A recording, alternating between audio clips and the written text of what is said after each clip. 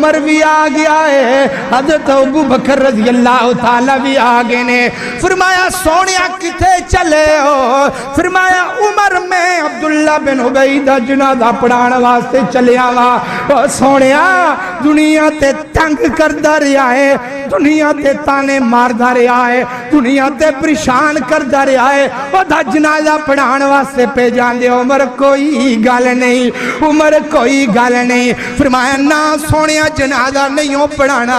عمر نے گل زمین تے کیتی ہے، قرآن دا دوجا مقام پہ نازل ہوندا ہے۔ اللہ اکبر اللہ۔ عمر نے گل زمین تے کیتی ہے، آسمان تو قرآن نازل آیا ہے۔ کیا کیا اللہ رب العالمین نے فرمایا استغفر لهم او لا تستغفر لهم ان تستغفر لهم 70 مرہ۔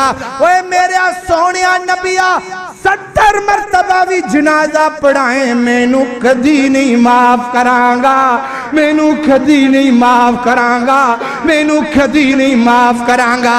سونیا تو 70 مرتبہ بھی جنازہ پڑھا تو میں نہیں معاف کرنا۔ عمر نے گل زمین تے کیتی ہے، رب نے آسمانہ تو قرآن نازل کر دیتا ہے۔